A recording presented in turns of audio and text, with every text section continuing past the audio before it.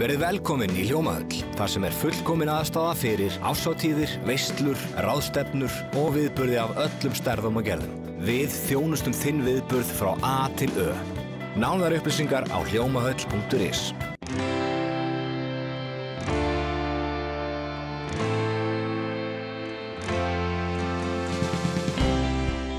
Komið sæl og verið velkomin í Suðurnesja Magasín.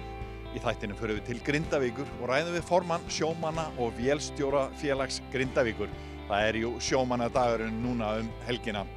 Við förum til Reykjanesbæjar og skoðum mjög áhugavert verkefni í leikskóla og förum síðan á hvatningaverðlaun Reykjanesbæjar sem mjög áhugaverð samkoma. En við hefjum þáttinn á leikskólanum Velli á Ásbrú. Fjölmenningarleikskólinn Völlur hefur gefið út myndbönd með yfirskriftinni Orð skipta máli. Leikskólinn fékk styrk frá Nýsköpunar- og þróunarsjóði Reykjanesbæjar til að framkvæma verkefnið, en aðalmarkmið þess að bæta orðaforða barna.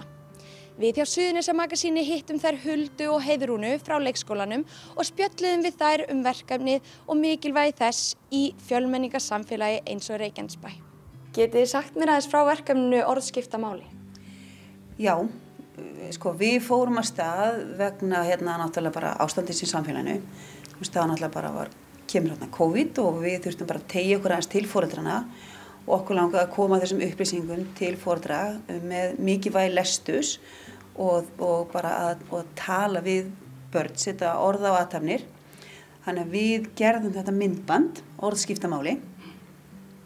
Já, og við stigum líka þau skref að þýða það eða texta það yfir á 3 tungumál. Vegna þess að fjölmenningin svo mikil hér á Velli að þá letum við texta það á pólsku, ensku og arabísku. Svona til þess að ná til sem flestra. Nú myndi margir kannski gagnrýna það að þetta hafi verið á öðrum tungumálum líka, en út af því að markmiðið væntanlega að reyna að efla íslenskan orðaforða. Það líka, markmiðið líka að reyna að efla orðaforða á móður tungumálum þessara barna? Það bara grundvallaratriði í þessu öllu saman.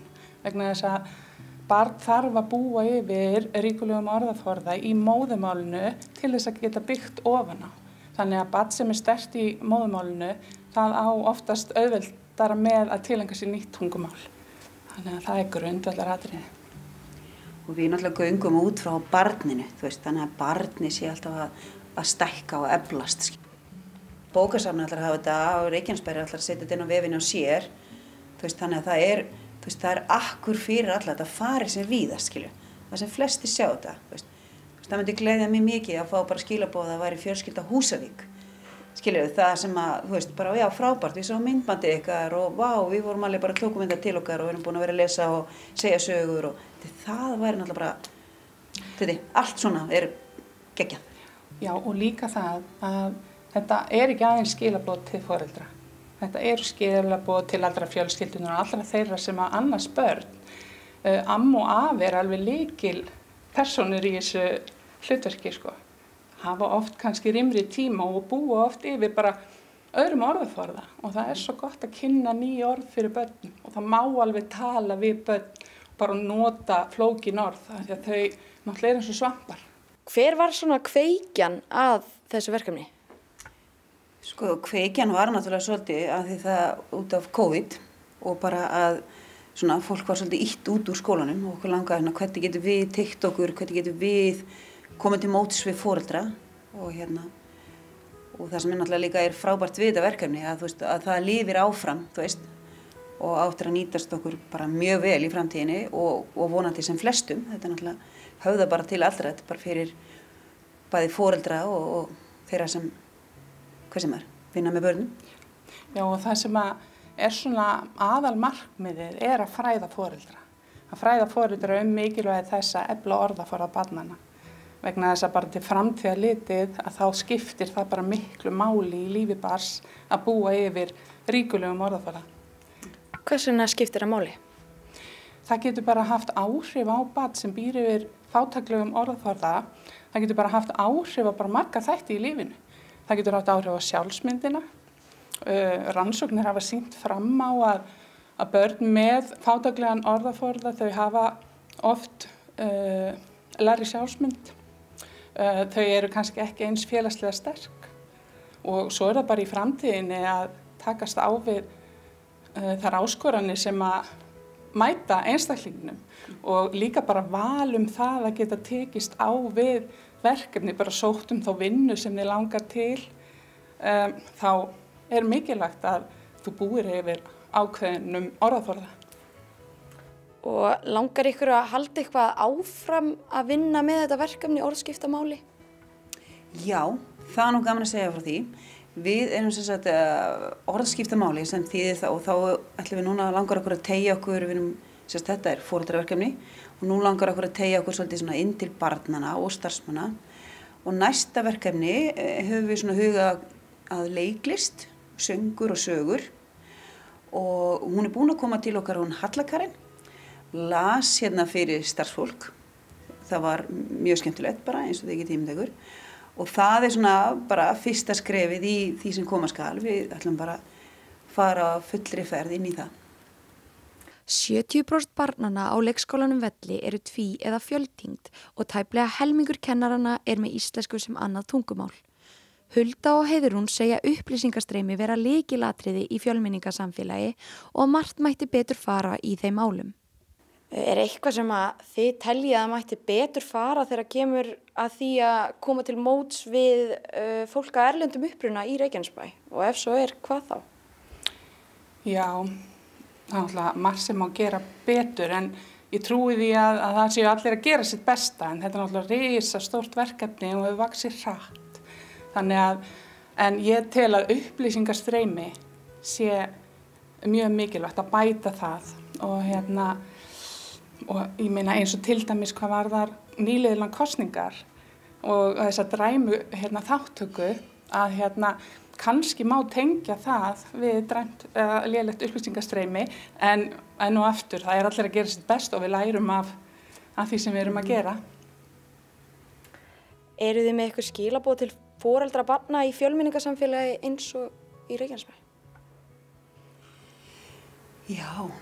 Ég held að það sé bara mikið að fólk sækist eftir upplýsingunum. Ef þeir eru ekki til staðar að spyrja, vera óhrædd við að spyrja og bara leita sér leiða. Ég held að það sé, við finnum það koma rosalega mikið af fólki til okkar bara, og þá þarf maður oft bara svona að fara í það, já, þú ert að fara þarna fyrst og þarna fyrst, þannig að við finnum að fólk alveg að stíga skrefin, svona að gera það sem það heldur, en þetta þyrfti kannski bara að vera eitthvað svona sýnilegt, að því að við vitum sem Íslendingar hvert við erum að fara ef við flytjum í nýtt sveitarfélag. En fyrir aðra það kannski ekki alveg eins, hvar ráðhúsið og hvað felst í því? Þessar upplýsingar til erlendra íbúa, það til dæmis bara eins og bókasafnið okkar. Bókasafnið svo mikið hluti af íslenskri menningu. Í mörgum löndum ekki til bókasöfn, ekki svona í hverju sveitarfélagi eins og hér. Þannig að bara það að benda fólki á að nýta bókasöfnin og að bókasafnskort fyrir börn 18 ára eða 17 ára og yngri eru frí.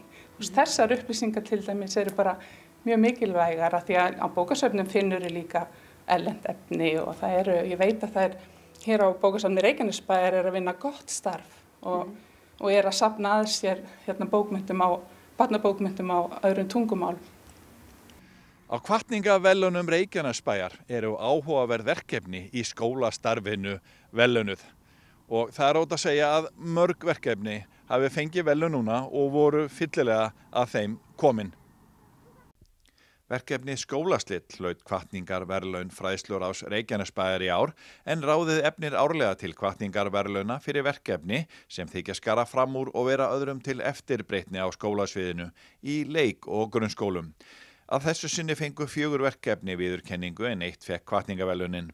Þessi 4 voru lestrarvinna í Heiðarskóla sem ber heitið Bækur hafa alltaf tíma fyrir mig, þær eru aldrei uppteknar. Þá var það söngkeppnin Millu Vision í Myllubakkaskóla, verkefni List og saga í Njarðvíkurskóla og loks söngleikurinn Grís í Heiðarskóla. Allt voru þetta hinn áhugaverðustu verkefni. En það voru skólaslit sem að fengu hvatningaverðlaunin. Þau hófust síðastlið haust og slóu gegn. Markmið þess var að auka lestraráhuga nemenda en sérstaklega drengja. Ævar Þór Benediktsson, rithöfundur og leikari skrifaði sögu í rauntíma sem birtist í texta og hljóði og nýr kafli var lesin á hverjum degi í október 2021 og skólaslit slóu í gegn. Til hamingju með útnefninguna. Takk fyrir. Já, kæra þakkir. Þetta var yndislegt. Við hjá Víkurhöfðum hittum ykkur nú í byrjun þessa verkefnis og það var mjög áhugavert en rifjið þau nú aðeins upp fyrir okkur hvað þið voru að gera. Hvað við vorum að gera, það sem við erum ekki búin að gera á þessum tíma, það er búið að vera stórkostlegt ævintýri. Við byrjuðum í síðasta vor og tókum allan októbermánuð undir skólaslit, kafli og sögun á hverjum einasta degi, allir voru með, all landi var með, þetta var stórkostlegt.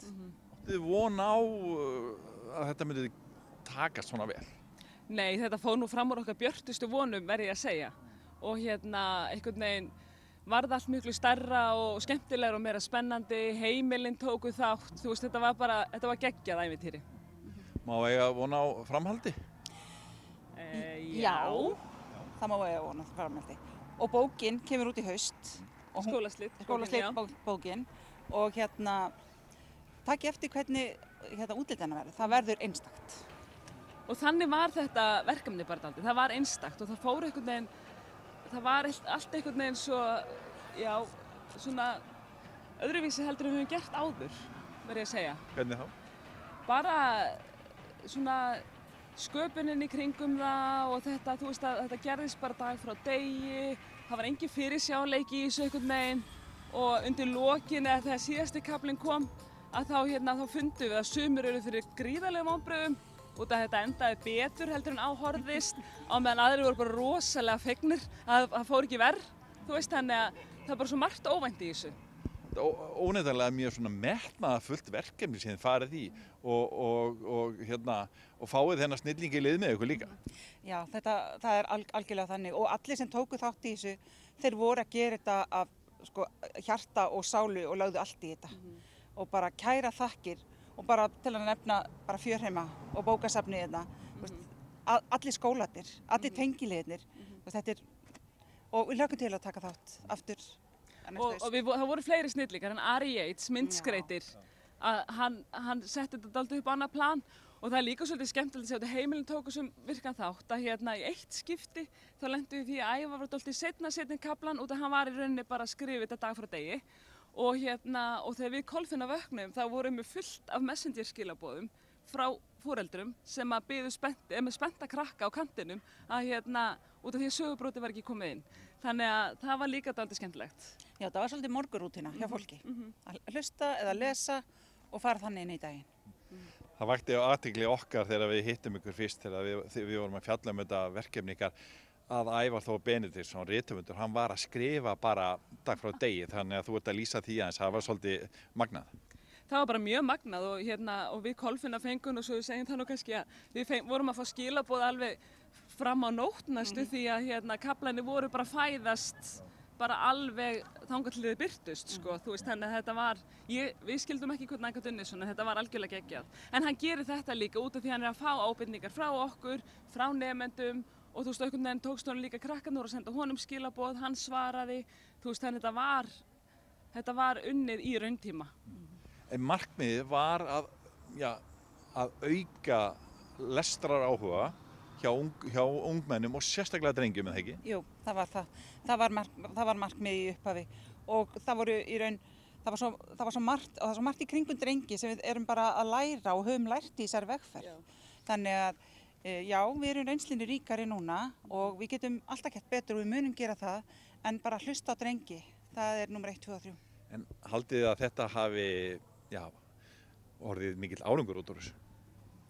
Já, ég held það og þetta árangurshugtak, það er ofta erfitt svona einhvern veginn að skilgreina og hvernig metum við árangurinn en bara á þáttökunni og ánægjunu og lífinu í skólanum það var bara allt litað af skólaslitum í október og ég held að það sé þessa árangur sem við vildum sjá og svo gerum við þetta bara aftur.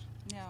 Magna að sjá til dæmis skólana, hvernig þeir tóku á þessu, sett upp, þessi risastóru bara verk eða bara eins og þegar það var Halloween, heill skóli eins og í Akurskóla og annað þegar við mættum að það var alveg magnað að sjá þetta.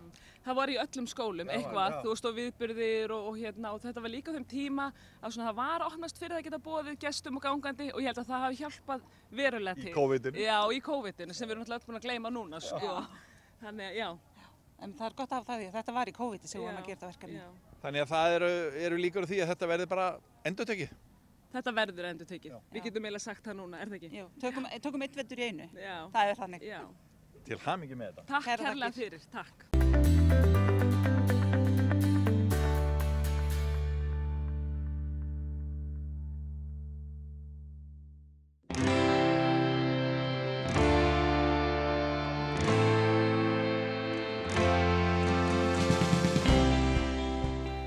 Einar Hannes Harðarsson, sjómaður og formaður sjómanna og vélstjórafélags Grindavíkur ansi litríkur karakter, en eftir að hafa verið nær því að vera ólæs frekar en fluglæs eftir að grunnskólagöngu lauk, en þá gerðist hann sjómaður á frystitogurunum Hrafni Sveinbjarnarsyni frá Grindavík, þá kom bekkjarsystkinum hans vægast sagt spánst fyrir sjónir þegar mynd birtist af honum labbandi út af samningafundi sjómanna og útgerðarmanna ásamt þáverandi háttvirtum sjávarútvegsráðherra Þorgerði Katrínu Gunnarsdóttur. Einar hafði gerst formaður SVFG árið 2014 og því fylgdi svo ábyrgð að vera í samninganefnd sjómanna. Bekkjarsystkinin hlutu að þurfa að spyrja sig þeirrar einföldu spurningar hvernig þessi óalandi og ofvirki bekkjabróður þeirra komst í þessa stöðu. En hvenar og hvernig hófst sjómannsferill Einars og hvernig kom það til að hann gerðist formaður stéttarfélags? Sjómannsferillinn hjá mér nú frekar einhæfur. Ég byrjaði á sjó 1999, var heppinn, ég lenti á sjó með Hilmari Helgasyni skipstjóra sem hætti fyrir 2-3 árum, frábær kall, lendum borð í Hrafni Sveinbjarnarsyni þar sem hann var skipstjóri. Þar öðlast ég algjörlega nýtt líf, fæ 25 fósturpappa sem hugsaði mig bara eins og son sinn, fekk mikið af góðum ráðleggingum og á öllum góðum skipum bara einn góður skipstjóri og Hilmar var mjög góður skipstjóri. Hann hugsaði mann eins og hann var með þessa föðurímynd sem maður alltaf að leita að. Hann lagði manni lífsregluna mjög fljótt, passaði upp á það að maður myndi kaupa íbúð og bíl og hugsaði svona mann meira heldur en venjulegu skipstjóri að gera að ég held. Ég var á Hrafni Sveinbjarnarsyni allt til ársins 2018. Þá keypti Þorbjörn H. í Grindavík nýjan frystitogara, nýjan gamlan, Tómas Thorvaldsson, og við fórum þarna yfir önnur áhöfnin og þá með Sigur Jónsson sem skipstjóra sem nú ekki mikið síðri heldur en Hilmar með þessa föðurímynd líka. Þannig að ég búinn að vera einstaklega heppi með það að hafa þurft að færa mig mjög lítið til í starfi og bara mjög ánægður þar sem ég Það árið 2014 sem ég kosin formaður sjómanna og vélstjórafélagsins. Gegnt í embætti allt frá því að ég var kosin. Það frábær skóli, jafnvel eini skólinn sem ég hef fengið af því að ég átti mjög erfitt með að læra í grunnskóla. Var nánast ólæst þegar ég kom út úr grunnskólanum. Hafði þó áhuga einu í skóla og það var pungaprófið svo kallað, eða 15 metra. Þar fekk ég mjög góða einkunn að því ég hafði áhuga á því. Svo að því að við komum inn á þann að ég fekk 25 pappa þegar ég byrjaði á Hrafni Sveinbjarnarsyni, þá tók eitt það að sér að kenna mér að lesa. Og ég lærði að lesa borð í Hrafni Sveinbjarnarsyni til þess að ná mig niður, þú veist, eftir 6 tíma vaktir eins og voru þá var og mikið aksjón, þá var maður mjög oft upptjúnaður og þannig að strákarnir sögðu ég yrði að læra að lesa. Og ég fór bara í það og tel mér nú bara vera ágætinn í lestri í dag, sko, en þetta kom mjög seint hjá mér. Og ég las fleiri bækur í túr á tímabili og þar... Það byrjaði bara á hvað litlu gula hænunni nánast? Nei, ég byrjaði á vestfiskum smásögum sem voru mjög stuttar og hafði mjög gaman að því og þannig óksetta og borði í svona frystitogara eins og Hrafn Sveinbjarnarson var þá, þótt að það sé breytt í dag, þá sá alltaf einn að sækja bækur á bókasafni sem var kallað bókasafnið borð og svo mjög fljótlega var farið að velja á bókasafni þannig að ég geti lesið bækunar og svo upp frá því var ég bara ágætur í lestri að ég til. En talandi það, í gegnum þetta starf þitt sem formaður sjómanna og vélstjórafélags, hvenær dettur inn í samninganefnd sjómanna í kjaradeilum þá við ríkið? Þegar ég gerist formaður hafa samningar lausir hjá sjómönnum og ekkert svo sem ekki frétta af því. Við vorum búin að vera með lausa samninga í 4 ár þá, en svona eftir 1 til 2 ár, ég gerir mér ekki alveg grein fyrir tímalínunni nákvæmlega, þá fara að gerast, þá eru samningafundir tíðari og enda með því að skrifa undir kjarasamning sem sjómenn fella. Leið og ég verð formaður félagsins, þá ég orðinn formaður samninganefndar SVFG því að lögin okkar eru þannig sko. Það náttúrulega gríðarlega mikill skóli að fara í gegnum svona samninganefnd og mjög skemmtilegt, þótt að oft á tíðum séð krefjandi og menn ekki alveg sammála, fulltrúar verkalýðshreyfingarinnar og fulltrúar atvinnurekenda, en gríðarlega skemmtilegt og gríðarlegur skóli að fara í þetta. Ég hugsa að þetta sé ekki minni skóli heldur en háskólanám. Fræg mynd af þeir, félagarnir skólabekkjarbræður, þegar þeir sáu þig koma labbandi út af svona samningafundi með sjávarútvegsráðherranum þáverandi, Þorgeiri Katrínu, þá klóruðu þeir sér aðeins í hausnum. Hvernig gat þessi óalandi drengur komið sér í þessa stöðu? Hvað viltu segja þetta? Ég vil bara gefa hrós á áefnin á Hrafni Sveinbjarnarsyni sem að, eins og ég sagði áðan, sko, ég fekk 25 fósturpabba, þeir hugsuðu mig eins og týnda soninn allir. Ég fekk ótrúlegt uppeldi þarna um borð og ásamt bara góðu uppeldi heima fyrir, en ég vil bara að maður hafi lært alveg ótrúlega mikið af því að hvað heldu fallega utanum með allir þessir menn, sko. En gæti líka verið, og þú kynnist konunni þinni, Ásdísi, maður hefur alveg heyrt að hún vilji svona kannski eigna sér, hún tók við uppeldinu á þessum tíma, þannig að... Já, alveg örugglega, og hún sinn þátt í þessu, bara eins og í öllum góðu hjónabandum, þá það bara samningaviðræður út í eitt, eins og þú þekkir sjálfur. Segðu. Kannski aðeins að áhugamálum, þú ert náttúrulega Grindvíkingur í húð og hár og mikill áhugamaður íþróttir og önnur mynd sem vonandi næra að fljóta þetta með. Þú ert dálítið reiður á þessari mynd og virðist vera að lesa Suðurnesjamanninum og hinnum frábæra dómara Kristni Óskarsinni pistilinn og ég held að þetta sé í sama leik sem að bróðinn misti sig aðeins og gerðist reiðasti Grindvíkingurinn ef ég man rétt. Hvað manstu eftir þessum leik og hvað fór í gegnum hugaðin þú ert að lesa Kidda pistilinn? Til þess að byrja með þá var þetta ekki sama leik, það var 1 leikur á milli sko. Þegar ég fer í svona ham á körfuboltaleik eða fótboltaleik, þú veist, bara stuðningsmaður mikill Grindvíkingur eins og þú sagðir, þá einhvern veginn sóna ég út, þú veist. Maggi Andri heitinn, frábær kall, algjörlega frábær og hann nú einn af þessum föður ímyndurum hjá manni. Hann tók mig tali eftir leik til dæmis og sagði, Einar, hvað sagður? Og ég bara hafði ekki hugmynd það. Og þetta var náttúrulega mikið vesen sem klúbburinn Grindavík fekk á þessum tíma fyrir þetta. Til dæmis, ég var alltaf svona neðst á leikjunum. Ég mátti ekki, hafa bara sett bann á það að ég var neðst á palli á leik. Ég þurfti bara að vera upp í miðjustúku og við Maggi Andri gerðum bara heiðursmannasamkomulag að ég í miðjustúku það sem eftir væri þessar úrslitakemnir og ég stóð við mitt sko í því.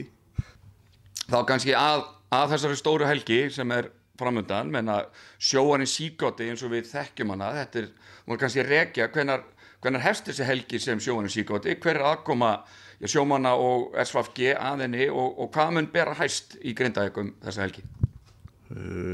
Ég þekki sögun ekki alveg nákvæmlega, en 1994 eða 5 held ég að fyrsta hátíðin haldin, síðan koma nú einhver hlé, þetta var ekki svona árvist, en frá aldamótum þetta búið að vera árvist, algjörlega árvist. Já, sem sjóarinn Síkoti, þessi stóra helgi. Já, sem sjóarinn Síkoti og þar verið að gera sjómönnum hátt undir höfði, en það sem ég gríðarlega ánægði með og þá framþróun sem að íslenski sjómenn hafa gert, þetta ekki bara sjómannadagurinn okkar, heldur þetta algjör fjölskyldu dagur hjá okkur öllum sjómönnum, sem ég finnst frábær framþróun. Hér í Grindavík þessu gert mjög hátt undir höfði, Aðkoma sjómannafélagsins gríðargóð. Við höfum unnið þetta mjög náið með Grindavíkurbæ sem kemur ágætlega að þessu.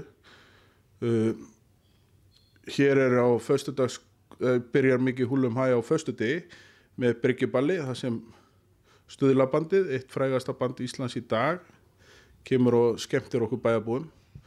Svo þetta út allan bæ, böll, víða. Þá get ég nú bara að tala hérna sjómannastofuna, Vör, Fiskás, Papas, Bryggjuna. Þetta út allan bæ, síðan sér körfuboltinum risaballa á laugardeginum í íþróttahúsinu. Á sunnudegi sjómannamessa síð, þar sem að 5 heiðursmenn verða heiðraðir. Já, heiðurssjómenn. Heiðurssjómenn, og þeir verða heiðraðir fyrir starf sitt á sjó. Þetta árlegur viðburður sem gríðarlega svona falleg stund sem við eigum í Grindavíkurkirkju á sjómannadaginn sjálfan. Síðan mikið húllum hæ við höfnina alla helgina, bæði fyrir börn og fullorðna. Sjómannadagurinn í Grindavík hefur þá sérstöðu ennþá að hér koddaslagur, hér eru vatnaþrautir á bryggjunni og margt fleira, sko. Þannig að má ekki búast við því eftir, 2 ára pásu frá hátíðarhöldum að bærinn bara fyllist og þú ert búin að semja við veðurguðunum gott veður þessa helgi, eða ekki? Já, það eitthvað sem að við Grindvíkingar vitum vel að við þurfum ekki að semja við veðurguðuna, heldur klæðum okkur eftir veðri.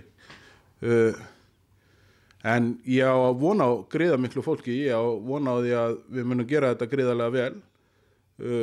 Allir velkomnir og verður gaman að sjá sem flest nýja andlit líka. Leiðu við þökkum fyrir áhrifið, viljum við minna á aðra miðla Víkurfrétta. Við erum að gefa út Héraðsfréttablaðið Víkurfréttir sem dreift frítt á netinu og í pappír öll Suðurnes.